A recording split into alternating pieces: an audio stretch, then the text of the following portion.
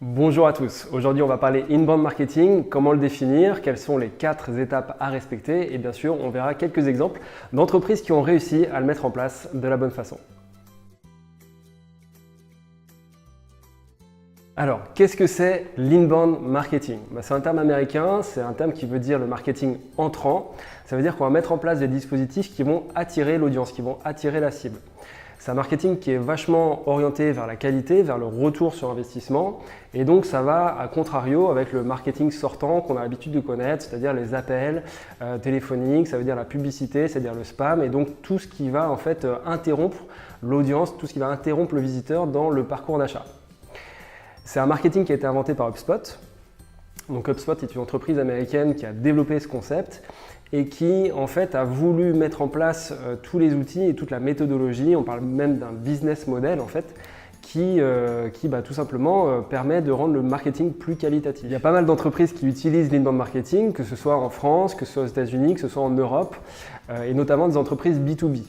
Pourquoi? Parce que en fait, les cycles d'achat sont longs en B2B, ce qui veut dire qu'on a souvent besoin d'être en contact avec les visiteurs, avec ses prospects, pour petit à petit les amener à devenir clients. Et en fait, en créant du contenu, notamment via un blog, notamment via des livres blancs, via les réseaux sociaux, on va permettre comme ça de nourrir la relation avec son client et de façon tout à fait naturelle. Ce qu'on cherche à faire, c'est créer l'engagement chez le visiteur de façon à ce que la personne qui aujourd'hui est un visiteur sur le site, demain devienne un prospect, d'abord froid, puis un prospect chaud, et puis que petit à petit, il s'éduque lui-même grâce aux ressources qu'on lui aura envoyées. Il y a 4 étapes à respecter dans l'inbound marketing. Il y a une première étape qui consiste à attirer à soi les bonnes personnes. Donc tout d'abord, ce qu'on vous recommande de faire pour vraiment attirer les bonnes personnes, les clients idéaux que vous souhaitez attirer, tout d'abord, on vous conseille de définir vraiment le portrait type du client idéal. On appelle ça un buyer persona, c'est en quelque sorte le portrait chinois du client qu'on souhaite viser. Les outils qui vont vous permettre d'attirer, ça va être le blog, ça va être les réseaux sociaux, ça va être les moteurs de recherche. Donc finalement, c'est l'ensemble des points de contact sur lesquels vous devez être présent pour cibler les intérêts des futurs prospects. La deuxième étape de l'inbound marketing, ça va être l'étape de conversion.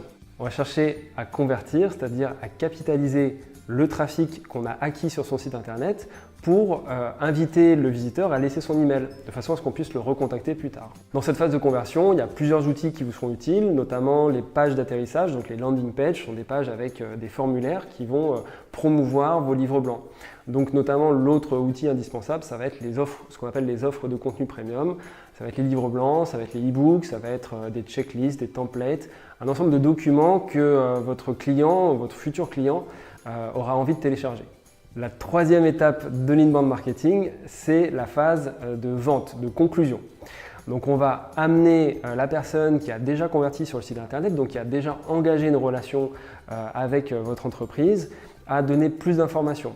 Donc par une succession de conversions supplémentaires, en lui proposant d'autres contenus qui sont liés à ses thématiques, à ses intérêts, donc les intérêts qu'il a manifestés sur votre site, pour petit à petit l'amener à contacter le commercial.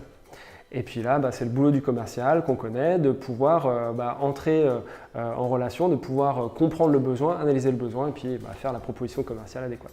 C'est pas fini, il y a une quatrième étape dans l'inbound marketing qui est la partie fidélisation, qui est en fait l'étape pendant laquelle vos clients vont devenir des ambassadeurs, des avocats de votre marque ou de votre entreprise. Donc ça veut dire qu'on va leur donner les outils pour s'exprimer et pour laisser en fait les avis positifs qui concernent votre entreprise. Les ambassadeurs, ceux-là vont pouvoir à leur tour convaincre des étrangers, des visiteurs à venir sur votre site. Parmi les exemples de boîtes qui font de l'inbound marketing et qui le font bien, moi j'ai plusieurs exemples à citer. Le premier c'est Mention. Mention qui est une startup issue du studio eFounders. Je trouve qu'ils font vraiment un très bon inbound marketing puisqu'à la fois ils ont un blog, ils sont très actifs, ils publient régulièrement des contenus. Il y a énormément de ressources à télécharger sur leur site. Ils font des webinaires avec des partenaires, ce qui permet vraiment de se donner une visibilité sur des cibles et des audiences communes avec ces partenaires. Ils ont également tout un process commercial qui est hyper intéressant. Un autre exemple que j'apprécie énormément, c'est l'exemple de ce cabinet de consultants spécialiste en rémunération, c'est MCR Consultant.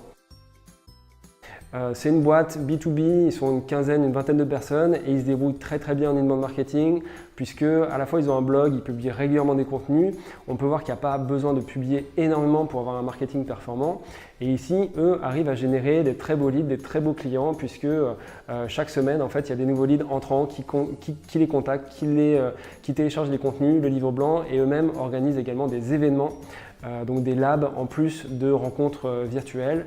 Le patron se met en scène en vidéo sur une chaîne YouTube. Voilà, donc ça permet, tous ces contenus permettent d'attirer la bonne audience et derrière de convertir.